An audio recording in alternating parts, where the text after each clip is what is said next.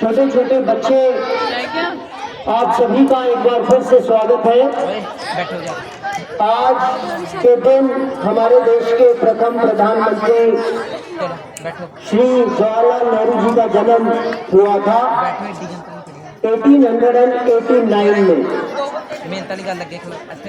मैंने देखा जब मैं छोटा था आप लोगों की उम्र में, तो मुझे 14 नवंबर को याद था, पर मेरे को कभी ध्यान नहीं गया कि इस वर्ष कौन सा था जिस वर्ष उनका जन्म हुआ।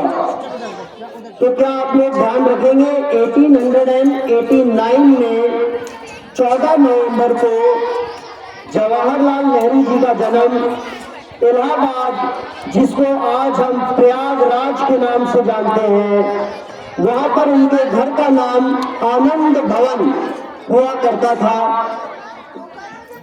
उनके पिता का नाम मोतीलाल नेहरू और उनकी माता का नाम स्वरूप रानी थुसू,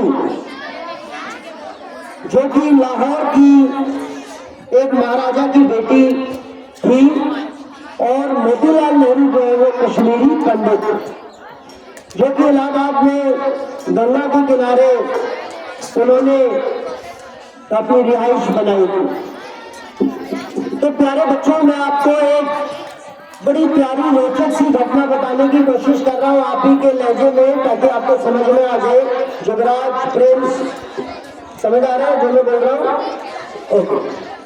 तो जवाहरलाल नेहरू जी की माता का नाम, जैसा कि मैं आपको बता रहा हूँ, स्वरूप रानी थुसू।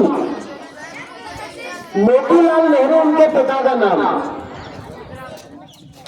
काफी कम लोगों को, काफी कम बच्चों को इस बारे में इंफॉर्मेशन है कि जवाहरलाल नेहरू के पिता की 2 शादियां हुई थी।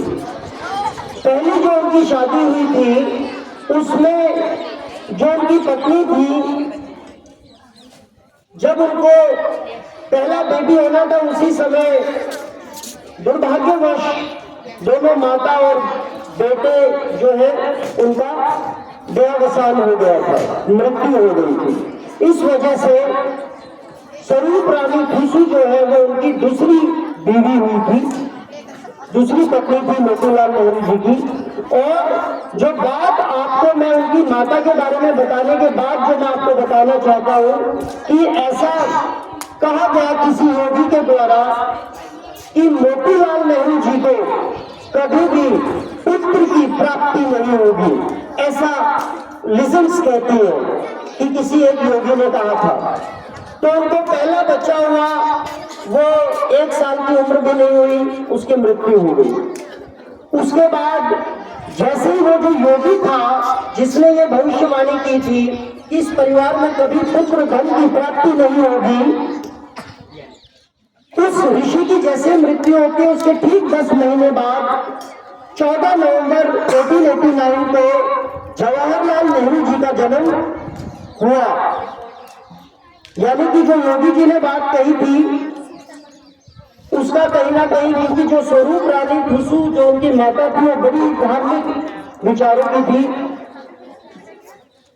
उनके अच्छे कर्मों की वजह से शायद या उनको एक पुत्र की प्राप्ति हुई। और जवाहरलाल नेहरू जो है उनकी 2 बहनें और थी, और ये सबसे बड़े थे। आप सबको जानकर खुशी होगी प्यारे बच्चों, जो आज हम आजाद भारत में घूम रहे हैं, अभी अपनी जिंदगी का आनंद ले रहे हैं। इस पूर्ण स्वराज का जो नारा है, ये पहली बार देने वाले कांग्रेस सभा में 1929 लाहौर में सेशन हुआ था। उसमें पहली बार इन्होंने कांग्रेस को सभी ने एक मत होकर ये पारित किया था कि अब हम डोमिनियन स्टेटस नहीं, अब हम पूर्ण स्वराज मानते हैं। तो कहीं ना कहीं जो आजादी में जवाहरलाल नेहरू जी का बहुत बड़ा योगदान रहा है। जवाहरलाल नेहरू जी के बारे में जितना कहा जाए उतना कम है। आपको जानकर खुशी होगी प्यारे बच्चों कि जवाहरलाल नेहरू जी लगभग 16 और 232 दिन सबसे लंबे कार्यकाल तक हमारे देश के प्रधानमंत्री रहे अभी तक के, तो उनके जन्म दिवस को हम बाल दिवस के रूप में मनाते हैं। तो मैं ऐसी उम्मीद कर रहा हूं कि उनके पैदा होने से लेकर जो आपको रोचक बात पता चली और हमारी आजादी में जो उनका योगदान रहा और भी कई कारणों की वजह से, क्योंकि उनको बच्चों से बेहद प्रेम था। ऐसा नहीं है कि वो सिर्फ अमीर के बच्चों को, जैसा अमूमन देखा जाता है, वो जो उनके यहाँ पे काम करने वाले मजदूर या कुछ और, उनके छोटे छोटे बच्चे भी, कई ऐसी कहानियां हैं, उनकी किताबें हैं, an autobiography, discovery of India. और जब वो जेल में रहे लगभग 2.5-3 साल का एक कार्यकाल था, उस दौरान उन्होंने अपनी बेटी को जो पत्र लिखे थे, letter from a father to a daughter, बड़ी फेमस किताबें हैं ये सारी की सारी, भारत का चित्रण उसमें लिखा है। तो आज ये जो सुंदर सुंदर आप यहाँ पर डेकोरेशन देख रहे हैं, ये प्यारे प्यारे से बच्चे जो बैठे हुए हैं, ये आज उन्हीं का जन्मदिन हम सेलिब्रेट कर रहे हैं। तो क्या आप सभी प्यारे प्यारे बच्चे ये सब फैंसी ड्रेस कंपटीशन और ये सब देखने के लिए तैयार हैं?